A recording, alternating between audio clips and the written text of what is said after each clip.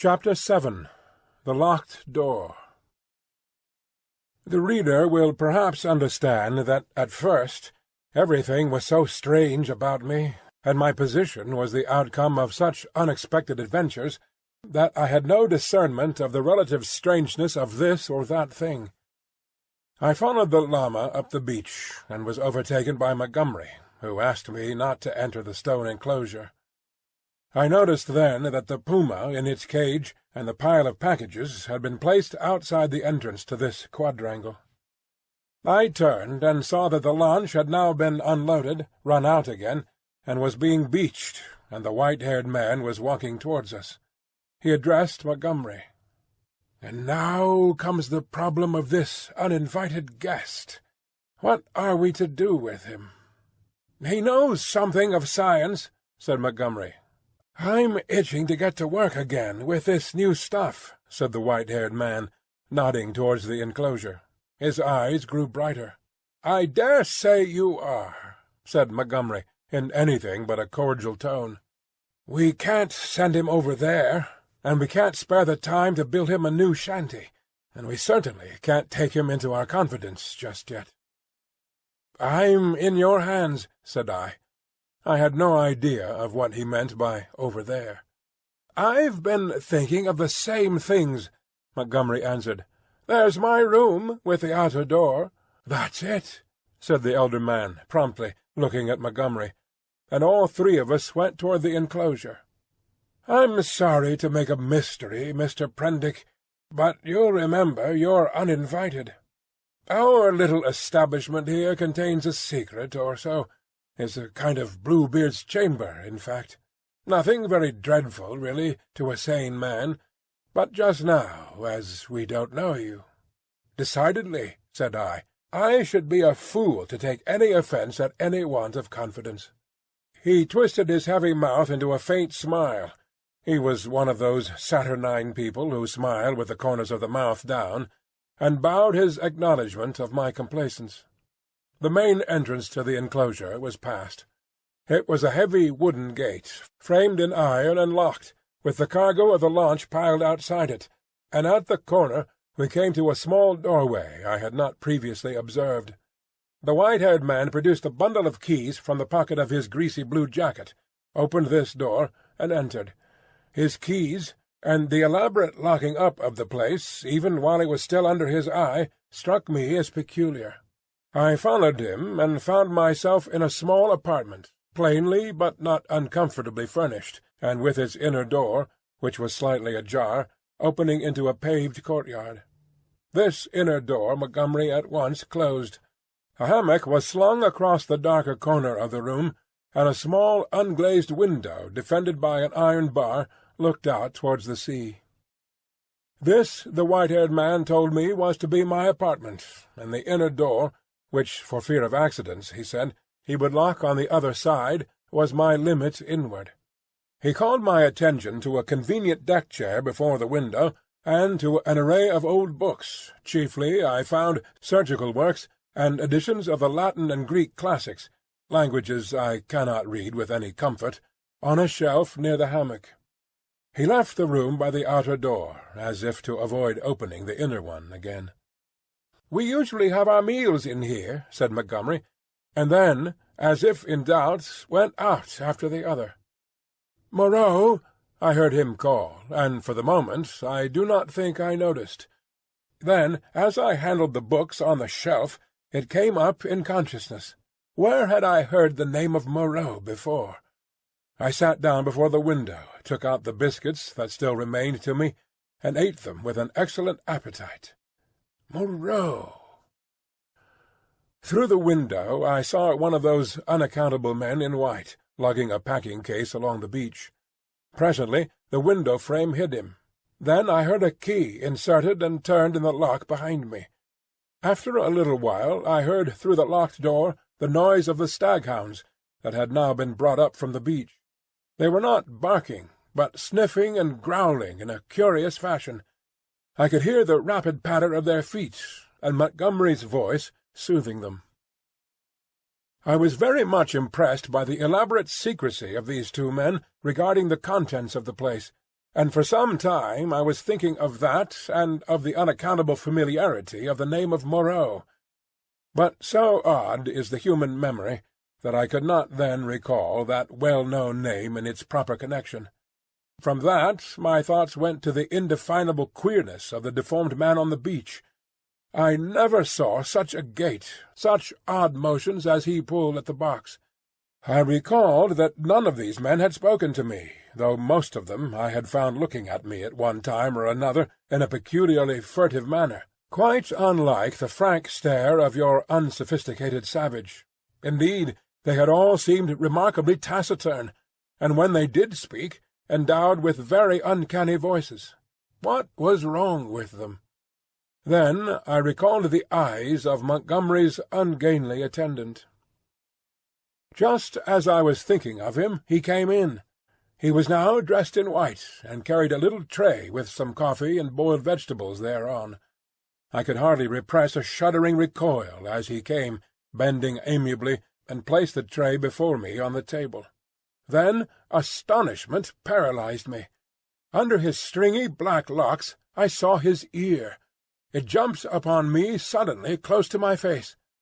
The man had pointed ears, covered with a fine brown fur. "Your breakfast, sir?" he said. I stared at his face without attempting to answer him.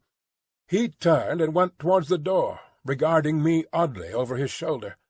I followed him out with my eyes, and as I did so, by some odd trick of unconscious cerebration, there came surging into my head the phrase, "The Moreau Hollows, was it? The Moreau—" It set my memory back 10 years. The Moreau horrors. The phrase drifted loose in my mind for a moment, and then I saw it in red lettering on a little buff-coloured pamphlet, to read which made one shiver and creep. Then I remembered distinctly all about it. That long-forgotten pamphlet came back with startling vividness to my mind. I had been a mere lad then, and Moreau was, I suppose, about 50, a prominent and masterful physiologist, well known in scientific circles for his extraordinary imagination and his brutal directness in discussion. Was this the same Moreau? He had published some very astonishing facts in connection with the transfusion of blood, and in addition was known to be doing valuable work on morbid growths. Then suddenly his career was closed. He had to leave England. A journalist obtained access to his laboratory in the capacity of laboratory assistant, with the deliberate intention of making sensational exposure. And by the help of a shocking accident, if it was an accident, his gruesome pamphlet became notorious. On the day of its publication, a wretched dog, flayed and otherwise mutilated, escaped from Moreau's house. It was in the silly season, and a prominent editor, a cousin of the temporary laboratory assistant, appealed to the conscience of the nation. It was not the first time that conscience has turned against the methods of research. The doctor was simply howled out of the country. It may be that he deserved to be, but I still think that the tepid support of his fellow investigators and his desertion by the great body of scientific workers was a shameful thing. Yet some of his experiments, by the journalist's account, were wantonly cruel. He might perhaps have purchased his social peace by abandoning his investigations, but he apparently preferred the latter, as most men would who have once fallen under the overmastering spell of research. He was unmarried, and had, indeed, nothing but his own interest to consider. I felt convinced that this must be the same man. Everything pointed to it. It dawned upon me to what end the puma and the other animals, which had now been brought with other luggage into the enclosure behind the house, were destined, and a curious faint odour, the halitus of something familiar, an odour that had been in the background of my consciousness hitherto, suddenly came forward into the forefront of my thoughts. It was the antiseptic odour of the dissecting-room. I heard the puma growling through the wall, and one of the dogs yelped as though it had been struck. Yet surely, and especially to another scientific man, there was nothing so horrible in vivisection as to account for this secrecy, and by some odd leap in my thoughts The pointed ears and luminous eyes of Montgomery's attendant came back again before me with the sharpest definition. I stared before me out at the green sea, frothing under a freshening breeze, and let these and other strange memories of the last few days chase one another through my mind. What could it all mean? A locked enclosure on a lonely island, a notorious vivisector, and these crippled and distorted men. Chapter 8. The Crying of the Puma.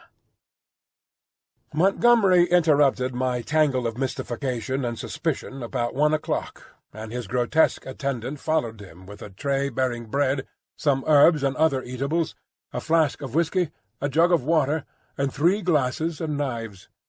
I glanced askance at this strange creature, and found him watching me with his queer, restless eyes.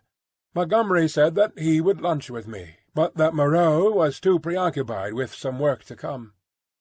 "Moreau," said I. "I know that name." "The devil you do," said he. "What an ass I was to mention it to you! I might have thought. Anyhow, it will give you an inkling of our mysteries. Whiskey?" "No, thanks. I'm an abstainer." "I wish I'd been. But it's no use locking the door after the steed is stolen. It was that infernal stuff which led to my coming here, that and a foggy night. I thought myself in luck at the time, when Moreau offered to get me off. It's queer. Montgomery," said I suddenly, as the outer door closed, "why has your man pointed ears?" "Damn!" he said, after his first mouthful of food. He stared at me for a moment, and then repeated, "Pointed ears?" "Little points to them," said I, as calmly as possible, with a catch in my breath. "And a fine black fur at the edges." He helped himself to whiskey and water with great deliberation. "I was under the impression that his hair covered his ears." "I saw them as he stooped by me to put that coffee you sent to me on the table. And his eyes shine in the dark." By this time Montgomery had recovered from the surprise of my question.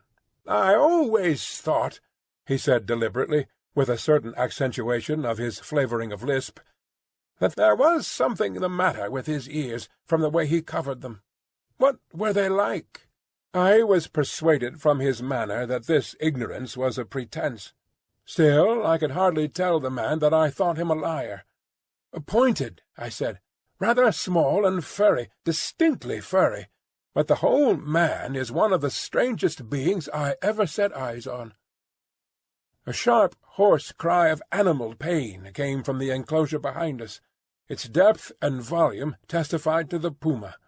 I saw Montgomery wince. "Yes?" he said. "Where did you pick up the creature?" "San Francisco. He's an ugly brute, I admit. Half-witted, you know. Can't remember where he came from. But I'm used to him, you know. We both are. How does he strike you?" "He's unnatural," I said. "There's something about him. Don't think me fanciful, but it gives me a nasty little sensation, a tightening of my muscles when he comes near me. It's a touch of the diabolical, in fact." Montgomery had stopped eating while I told him this. "Rum," he said. "I can't see it." He resumed his meal. "I had no idea of it," he said, and masticated. "The crew of the schooner must have felt it the same. Made a dead set at the poor devil. You saw the captain." Suddenly the puma howled again, this time more painfully. Montgomery swore under his breath. "I had half a mind to attack him about the men on the beach." Then the poor brute within gave vent to a series of short, sharp cries. "Your men on the beach," said I. "What race are they?" "Excellent fellows, aren't they?" said he, absent-mindedly, knitting his brows as the animal yelled out sharply. I said no more. There was another outcry worse than the former. He looked at me with his dull grey eyes, and then took some more whiskey. He tried to draw me into a discussion about alcohol, professing to have saved my life with it. He seemed anxious to lay stress on the fact that I owed my life to him. I answered him distractedly. Presently our meal came to an end. The misshapen monster with the pointed ears cleared the remains away, and Montgomery left me alone in the room again. All the time he had been in a state of ill-conceived irritation at the noise of the vivisected puma. He had spoken of his odd want of nerve, and left me to the obvious application. I found myself that the cries were singularly irritating, and they grew in depth and intensity as the afternoon wore on. They were painful at first, but their constant resurgence at last altogether upset my balance. I flung aside a crib of Horace I had been reading, and began to clench my fists, to bite my lips, and to pace the room. Presently I got to stopping my ears with my fingers. The emotional appeal of those yells grew upon me steadily, grew at last to such an exquisite expression of suffering that I could stand it in that confined room no longer. I stepped out of the door into the slumberous heat of the late afternoon, and walking past the main entrance, locked again, I noticed, turned the corner of the wall. The crying sounded even louder out of doors. It was as if all the pain in the world had found a voice. Yet, had I known such pain was in the next room, and had it been dumb, I believe, I have thought since, I could have stood it well enough. It is when suffering finds a voice and sets our nerves quivering that this pity comes troubling us. But in spite of the brilliant sunlight and the green fans of the trees waving in the soothing sea breeze, the world was a confusion, blurred with drifting black and red phantasms, until I was out of earshot of the house in the checkered wall. Chapter 9. The Thing in the Forest. I strode through the undergrowth that clothed the ridge behind the house, scarcely heeding whither I went, passed on through the shadow of a thick cluster of straight-stemmed trees beyond it, and so presently found myself some way on the other side of the ridge, and descending towards a streamlet that ran through a narrow valley. I paused and listened. The distance I had come, or the intervening masses of thicket, deafened any sound that might be coming from the enclosure. The air was still. Then, with a rustle, a rabbit emerged, and went scampering up the slope before me. I hesitated, and sat down in the edge of the shade. The place was a pleasant one. The rivulet was hidden by the luxuriant vegetation of the banks, save at one point, where I caught a triangular patch of its glittering water. On the farther side I saw through a bluish haze a tangle of trees and creepers, and above these again the luminous blue of the sky. Here and there a splash of white or crimson marked the blooming of some trailing epiphyte. I let my eyes wander over this scene for a while, and then began to turn over in my mind again the strange peculiarities of Montgomery's man. But it was too hot to think elaborately, and presently I fell into a tranquil state, midway between dozing and waking. From this I was aroused, after I know not how long, by a rustling amidst the greenery on the other side of the stream. For a moment I could see nothing but the waving summits of the ferns and reeds. Then suddenly upon the bank of the stream appeared something. At first I could not distinguish what it was. It bowed its round head to the water and began to drink. Then I saw it was a man, going on all fours like a beast. He was clothed in bluish cloth, and was of a copper-coloured hue, with black hair. It seemed that grotesque ugliness was an invariable character of these islanders. I could hear the suck of the water at his lips as he drank. I leaned forward to see him better, and a piece of lava, detached by my hand, went pattering down the slope. He looked up guiltily, and his eyes met mine. Forthwith he scrambled to his feet, and stood wiping his clumsy hand across his body and regarding me. His legs were scarcely half the length of his body. So, staring one another out of countenance, we remained for perhaps the space of a minute. Then, stopping to look back once or twice, he slunk off among the bushes to the right of me, and I heard the swish of the fronds grow faint in the distance and die away. Long after he had disappeared, I remained sitting up, staring in the direction of his retreat. My drowsy tranquillity had gone. I was startled by a noise behind me, and turning suddenly saw the flapping white tail of a rabbit vanishing up the slope. I jumped to my feet. The apparition of this grotesque, half-bestial character had suddenly populated the stillness of the afternoon for me. I looked around me rather nervously, and regretted that I was unarmed. Then I thought that the man I had just seen had been clothed in bluish cloth, had not been naked as a savage would have been, and I tried to persuade myself from that fact that he was, after all, probably a peaceful character, that the dull ferocity of his countenance belied him. Yet I was greatly disturbed at the apparition. I walked to the left along the slope, turning my head about and peering this way and that among the straight stems of the trees. Why should a man go on all fours and drink with his lips? Presently I heard an animal wailing again, and taking it to be the puma, I turned about and walked in a direction diametrically opposite to the sound.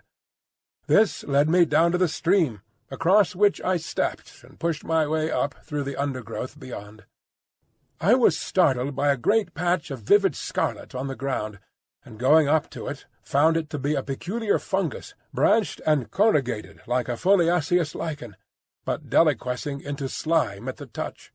And then, in the shadow of some luxuriant ferns, I came upon an unpleasant thing, the dead body of a rabbit covered with shining flies, but still warm and with the head torn off.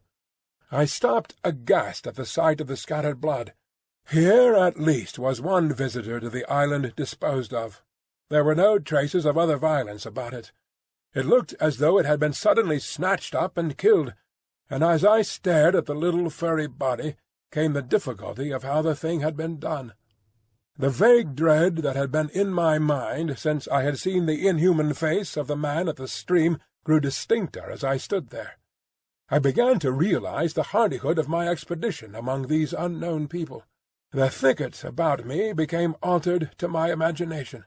Every shadow became something more than a shadow, became an ambush. Every rustle became a threat. Invisible things seemed watching me. I resolved to go back to the enclosure on the beach. I suddenly turned away and thrust myself violently, perhaps even frantically, through the bushes, anxious to get a clear space about me again. I stopped just in time to prevent myself emerging upon an open space. It was a kind of glade in the forest, made by a fall. Seedlings were already starting up to struggle for the vacant space, and beyond, the dense growth of stems and twining vines and splashes of fungus and flowers closed in again. Before me, squatting together upon the fungoid ruins of a huge fallen tree, and still unaware of my approach, were three grotesque human figures. One was evidently a female, the other two were men. They were naked, save for swathings of scarlet cloth about the middle, and their skins were of a dull pinkish drab colour, such as I had seen in no savages before. They had fat, heavy, chinless faces, retreating foreheads, and a scant bristly hair upon their heads. I never saw such bestial-looking creatures. They were talking, or at least one of the men was talking to the other two, and all three had been too closely interested to heed the rustling of my approach. They swayed their heads and shoulders from side to side. The speaker's words came thick and sloppy, and though I could hear him distinctly, I could not distinguish what he said. He seemed to me to be reciting some complicated gibberish. Presently his articulation became shriller, and spreading his hands, he rose to his feet.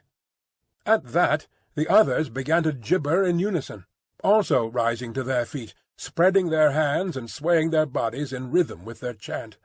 I noticed then the abnormal shortness of their legs and their lank, clumsy feet. All three began slowly to circle around, raising and stamping their feet and waving their arms.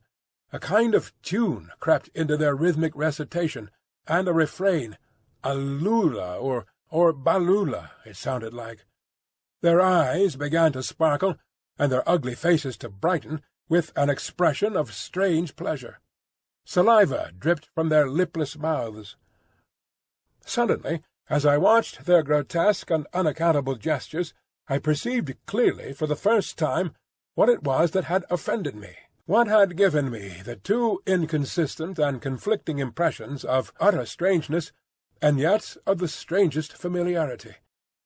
The three creatures engaged in this mysterious rite were human in shape, and yet human beings with the strangest air about them of some familiar animal.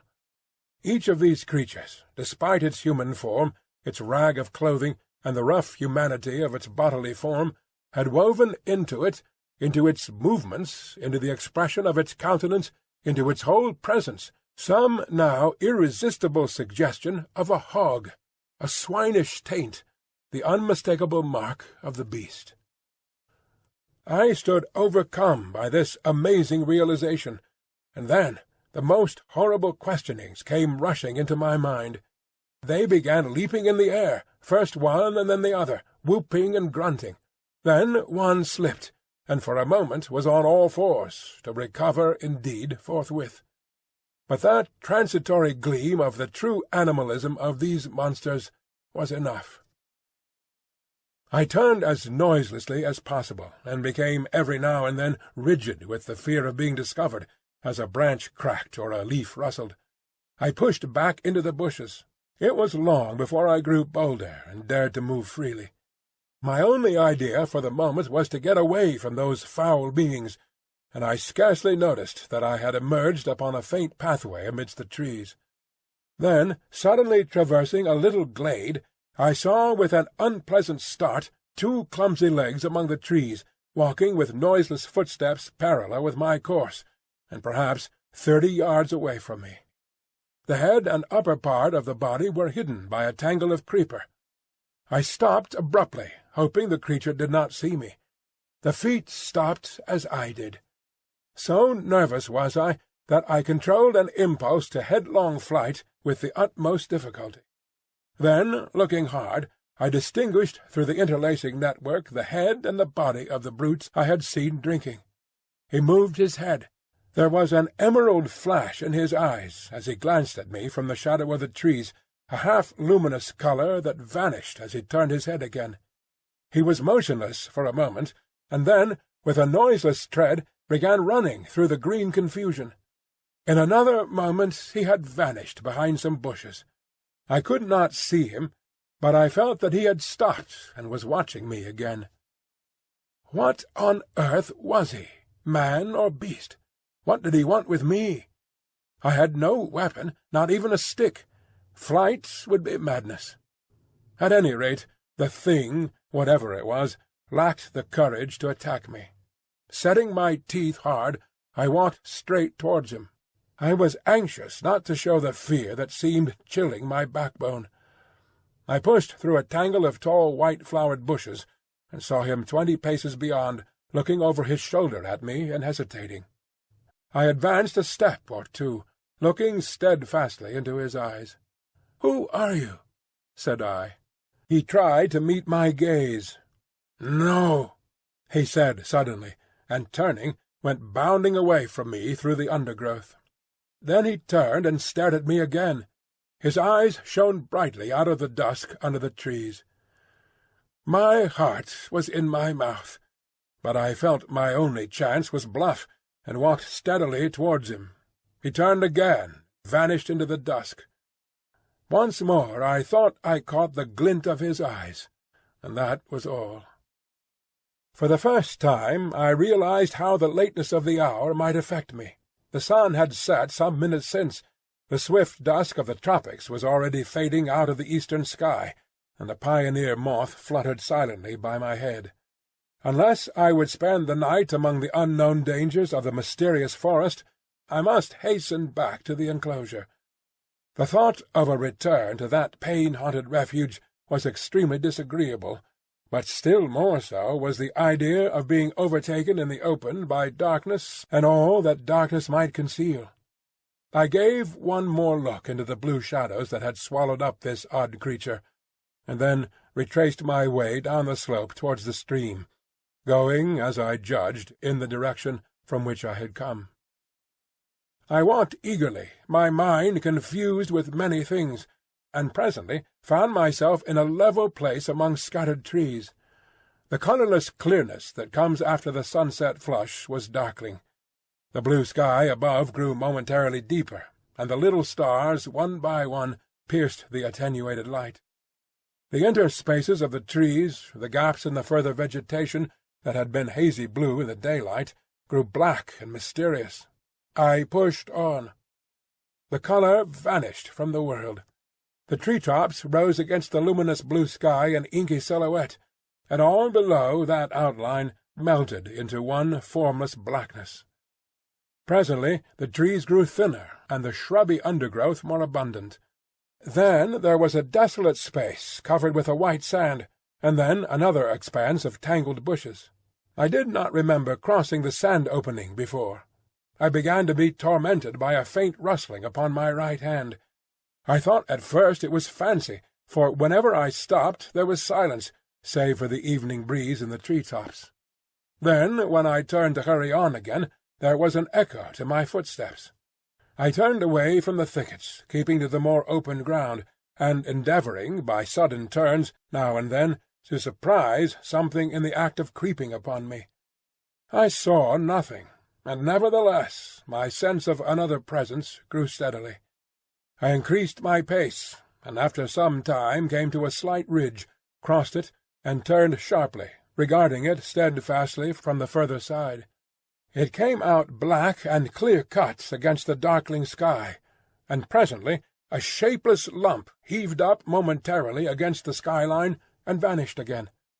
I felt assured now that my tawny-faced antagonist was stalking me once more, and coupled with that was another unpleasant realization that I had lost my way.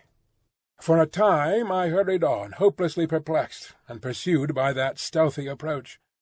Whatever it was, the thing either lacked the courage to attack me, or it was waiting to take me at some disadvantage.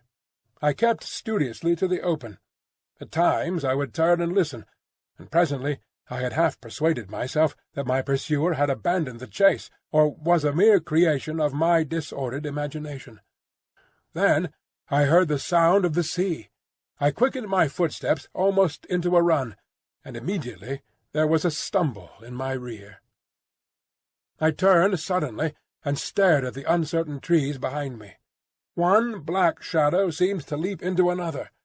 I listened, rigid, and heard nothing but the creep of the blood in my ears.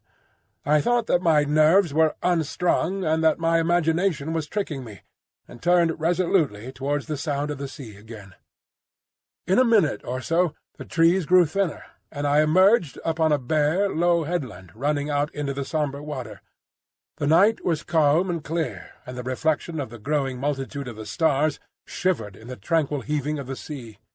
Some way out, the wash upon an irregular band of reef shone with a pallid light of its own.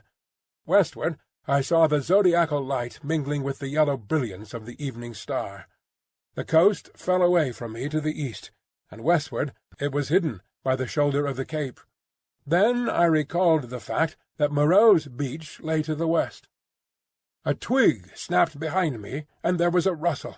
I turned and stood facing the dark trees. I could see nothing, or else I could see too much.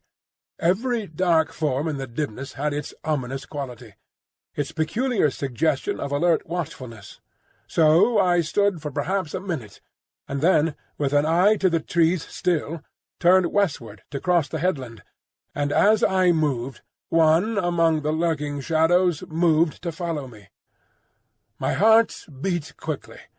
Presently the broad sweep of a bay to the westward became visible, and I halted again. The noiseless shadow halted a dozen yards from me. A little point of light shone on the further bend of the curve, and the grey sweep of the sandy beach lay faint under the starlight. Perhaps 2 miles away was that little point of light. To get to the beach I should have to go through the trees where the shadows lurked, and down a bushy slope. I could see the thing rather more distinctly now. It was no animal, for it stood erect. At that I opened my mouth to speak, and found a hoarse phlegm choked my voice. I tried again, and shouted, "Who is there?" There was no answer. I advanced a step. The thing did not move, only gathered itself together. My foot struck a stone. That gave me an idea. Without taking my eyes off the black form before me, I stooped and picked up this lump of rock. But at my motion the thing turned abruptly, as a dog might have done, and slunk obliquely into the further darkness. Then I recalled a schoolboy expedient against big dogs, and twisted the rock into my handkerchief, and gave this a turn round my wrist. I heard a movement farther off among the shadows, as if the thing was in retreat. Then, suddenly, my tense excitement gave way. I broke into a profuse perspiration, and fell a-trembling, with my adversary routed, and this weapon in my hand. It was some time before I could summon resolution to go down through the trees and bushes upon the flank of the headland to the beach. At last I did it at a run, and as I emerged from the thicket upon the sand, I heard some other body come crashing after me. At that I completely lost my head with fear, and began running along the sand. Forthwith there came the swift patter of soft feet in pursuit. I gave a wild cry, and redoubled my pace. Some dim black things, about 3 or 4 times the size of rabbits, were running and hopping up from the beach towards the bushes as I passed. So long as I live, I shall remember the terror of that chase. I ran near the water's edge, and heard every now and then the splash of the feet that gained upon me. Far away, hopelessly far, was the yellow light. All the night about us was black and still.